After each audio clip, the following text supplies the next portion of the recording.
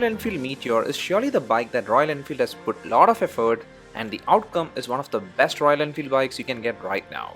My testing time with this classic style design Meteor has made me love the bike a lot, and that's given the fact that I'm a fan of such classic style bikes. And I'm also very happy that I'm getting to test the second bike in such a segment.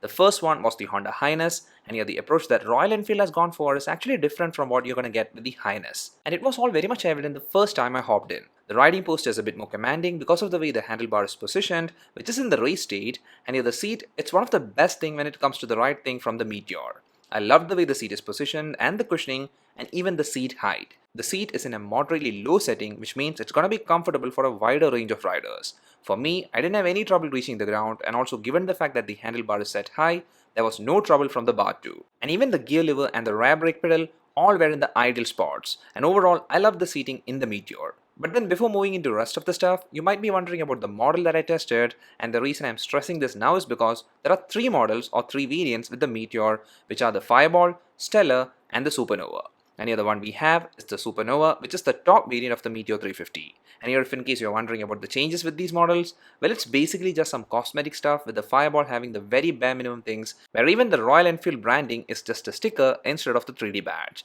And about the pricing, it's gonna vary based on the model, and here the ex-showroom pricing does swing in the range of 1.75 lakh to 1.9 lakh. And by the way, if you're in Kollam, Kerala, you can get more details about the on-road pricing, or if you're interested in test ride, or maybe if you want to make a booking, you can contact Unduni Motorcycles, who are the authorized Royal Enfield dealer in Kollam.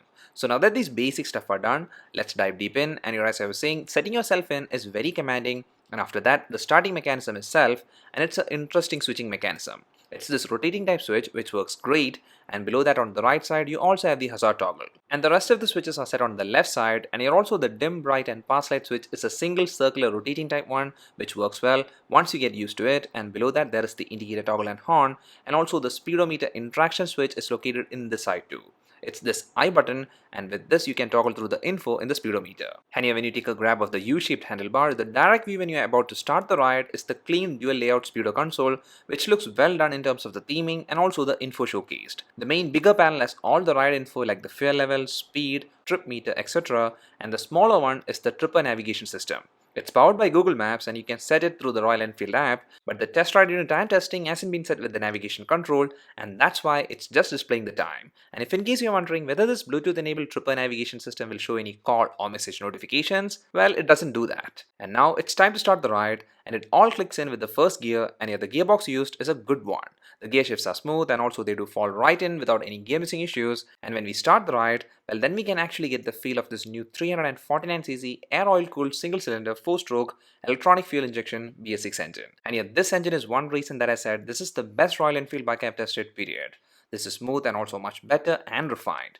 There was nothing like a vibration or stress from the bike's body parts in the speed range I could test, which is between 0 to 100 km/h, and it's a very welcome update. And yet this paired with the low seat commanding riding posture does offer a very enjoyable ride, and the riding thing is basically like well suited for both long and short rides. And for that, what Royal Enfield has done is like reduce the gear ratio, but there is still enough power that can be easily generated, and also the torque is again available instantly, and therefore you can bring the power out from any gear in almost any speed. Now what I mean by this is that even if you're riding in the 40 to 50 km/h mark in the top gear, which is the 5th gear, which by the way is very much possible because of the lower gear ratio, well, from that state, twist of the throttle will put the bike forward instantly, and you actually in little time you can hit the 100 mark. And the best thing is that all of this is done smoothly without any chain noise or hiccups. So this is a well thought out engineering. I mean, because of this, casual city rides are not at all an issue, and you can actually casually ride around in the top gear, and when you're about to hit the open space, you can from that casual state turn the bike into a cruising state. And maybe it's because of this Royal Enfield is marketing the Meteor 350 as a cruise easy bike. And yet to be frank, I loved every bit of the ride except just one thing, which is the clutch feel. It was a bit on the harder side, which is not a bad thing, but still, if that was also maybe set to the softer setting, it would have been much better. But here overall about the riding thing, Royal Enfield is marketing it in the right way. This bike is something that's supposed to be taken for touring. Even if you ride continuously for a longer period of time, you'll just keep loving the ride experience. It's all because of the ride quality and the comfort. You can enjoy the ride experience in a speed range from 0 to 100 or maybe even about that, but from my side, that's the max speed range I could test, and in that range, the experience was great. And here the suspensions used also does play a vital role in the overall ride experience because the suspension is really good. The front one is a telescopic 41mm fork with 130mm travel, And the rare one is a twin tube shock absorber with 6-step adjustable preload. And here the suspension setting was on the moderate softness level, which is the one I prefer because it does work great through rough patches and also while you're accelerating in an open highway. This suspension combo did take majority of the stress, and hence for the rider and the pillion, they can relax through the ride. And here the pillion seating area is also good enough, and the best part is that the pillion seat cushioning is the same great one which is used for the rider seat. And here one more great thing that Royal Enfield has done is that the twin double tube spine frame chassis does help for a more agile maneuvering.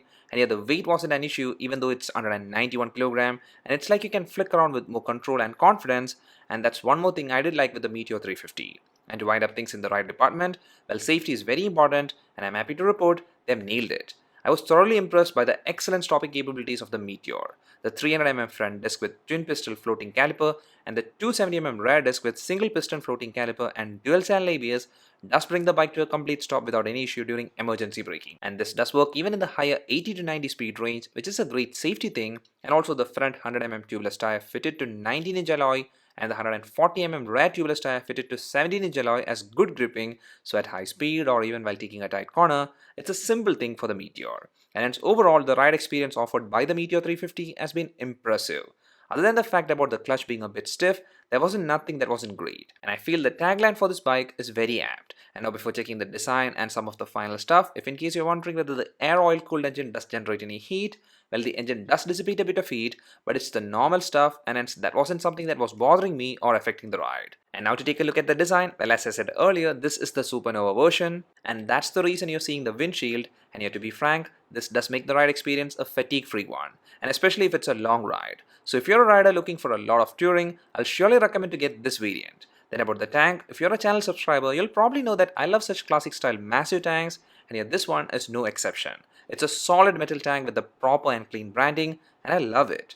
And this massive tank capacity is 15 liters, which is the standard for such a bike, and here the approx mileage we got during our testing is in the 40 km per liter range. And I feel that's a great number for such a bike, and here the mode of riding we opted for was like a bit of throttling at times, and also the rest was like leaning to the optimum mileage speed range. But then like always, please do note that the mileage for you might be different, because mileage totally depends on the riding style and riding condition. And now while checking the headlight used, it's a circular one which is a halogen headlight, but then there is the circular LED ring which looks neat, and it's like a guide light. And the tail light used is the small format one which is matching well with this design, and here this is a LED lamp with the ring type light. And lastly about the exhaust used here, well, it's the chrome finish one because of the fact that the variant we have is the Supernova, and actually the Stellar variant will also get the same exhaust, but then this would have been the black color themed one if you go for the Fireball variant. So overall, the theme of this new Meteor 350 has turned out to be pretty neat and classic one, and even though it's the replacement to the Thunderbird, the Meteor does have its changes to make it feel fresh. And after testing the Meteor, I do like it a lot. And right now in 2020, I feel all bikes are engineered better, so the margin of one bike being greater than the other thing is tough to showcase. There is still a lot of difference between two bikes in a segment, and it's like every bike does have its pros and cons. And about the Meteor 350, it's designed with touring in mind, and actually Royal Enfield has provided everything in the right manner for that. And actually in doing so, they also did make this bike a great one for your daily commutes too. And also given the fact that the pricing is not very high compared to its competitors, the Meteor is a strong option for many. And that rider range which the Meteor targets is a wider spectrum because of the way the seating is set. And from my side, the Meteor gets the recommendation, and you're after seeing this review, if you find that the Meteor does tick all your preferences, well then surely you will love the Meteor. That's all for this video guys, hope you enjoyed it. If so, a like is much appreciated and a sub will be great. See you again in the next one. Till then, bye, and always ride safe.